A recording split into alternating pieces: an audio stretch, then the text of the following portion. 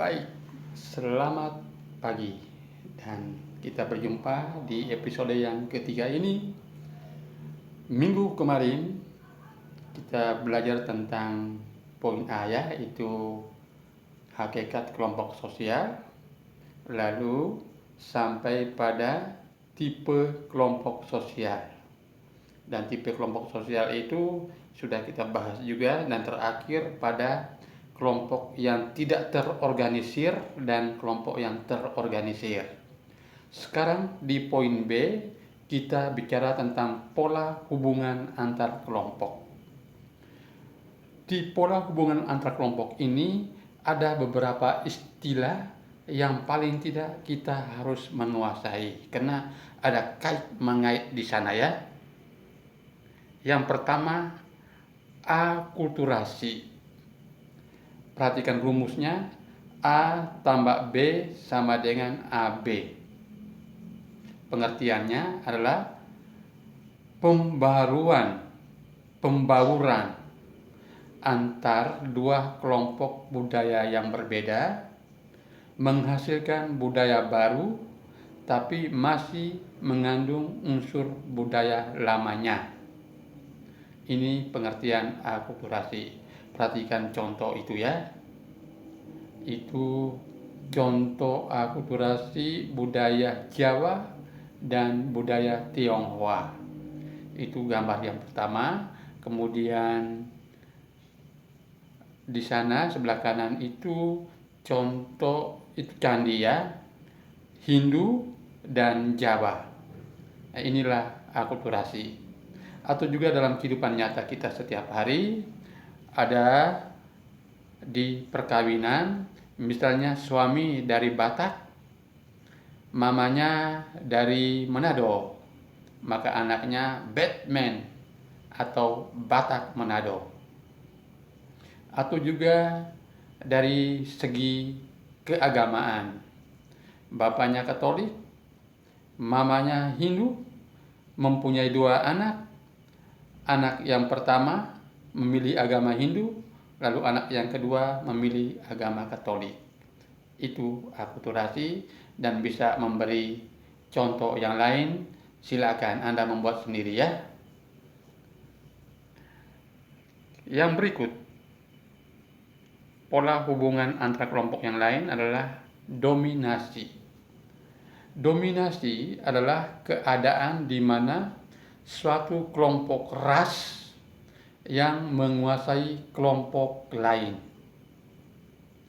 Lalu kamu perhatikan contoh-contoh itu ya. Itu kelompok Hindu radikal. Mereka sangat mendominasi di daerahnya ya. Atau juga dominasi dalam hal kejuaraan sepak bola, misalnya Erlangga Football Club mendominasi kejuaraan fase grup. Nah, atau juga kamu lihat gambar di bawah ada hitam putih ya, itu tentara Nazi pimpinan Hitler. Jadi mereka sangat menguasai kelompok lain karena mereka merasa diri mendominasi ya, seperti itu.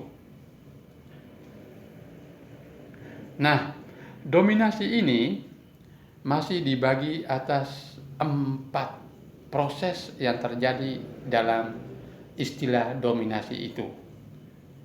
A. Genosida adalah pembunuhan dengan sengaja dan sistematis. Ya, kamu perhatikan bagaimana orang-orang itu, kelompok di atas, anak-anak, itu menunggu kematiannya saja. Ya, di bawah juga sama. Itu mengerikan sekali. Lalu di sebelah kiri itu tengkorak-tengkorak manusia yang sudah dipunahkan ya. Entah itu pakai obat, entah itu ditembak mati, karena memang namanya juga pembunuhan secara massal. Nah, inilah genosida. Dan pengalaman Bapak juga sempat ke Vietnam, masuk di salah satu museum yang ada di Saigon sana. Di sana banyak tengkorak manusia yang mati karena peperangan pada waktu itu, sehingga kelihatan ada generasi yang tidak ada pada waktu itu. Sehingga penduduk Vietnam itu kita melihat ada yang pendatang, sedangkan asli tidak ada, karena gen atau keturunan pada waktu itu dihabisin sama sekali. B. Pengusiran, ya, ini masih dominasi. Lalu poin B itu pengusiran. Contoh pengusiran warga Palestina oleh pemerintah Israel dari tepi barat Sungai Yordan, ya. Kamu perhatikan contoh itu paling kiri. Selain itu juga ada pengusiran setan, ya. Gambar tengah itu malaikat Mikael, ya. Sehingga barangkali ada teman-teman yang punya karisma atau karunia khusus, doakan kepada malaikat Mikael itu untuk mengusir setan yang ada dalam diri Anda sendiri. Waktu kamu nyontek, ya itulah kesetanan. Jadi usirlah setan dengan menggunakan bala tentara surgawi malaikat Mikael. C. Segregasi adalah pemisahan antara warga kulit putih dan warga kulit hitam. Lihat gambar paling kanan, ya. Itu tertawa, ada kebersamaan, tetapi ketika politik ini datang, mereka terpaksa terpisah, ya, meskipun teman baik, tetapi karena segregasi maka terjadilah pemisahan secara tegas. Ya, kayak politik apartheid di Afrika Selatan, ya, di mana orang kulit putih mendominasi atas orang kulit hitam. Ini salah satu contoh segregasi yang pernah ada. Lalu D. Asimilasi, ya. Rumus A tambah B sama dengan C. Pembauran dua kebudayaan yang menghasilkan budaya baru yang berbeda dengan budaya lama. Jadi benar-benar menghasilkan sebuah kebudayaan baru. Nah, itu lihat dua gambar itu.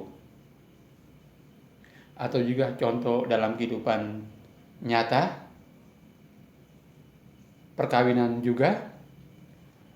Misalkan bapaknya secara etnis orang Tionghoa, lalu mamanya orang Jawa, lalu anaknya seperti Papua Nugini.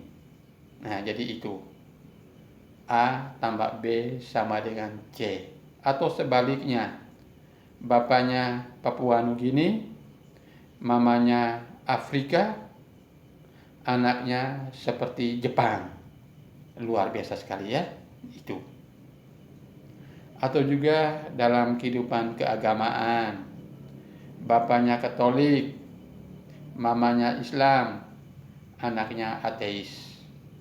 Nah, itu contoh-contoh konkret, dan saya kira Anda bisa membuat contoh yang lain, ya. Baik anak-anak, materi kita sampai saja dulu di situ. Nanti kamu akan kerjakan soal, ya. Dan jangan lupa isi presensi. Terima kasih. Tuhan memberkati kita semua. Amin.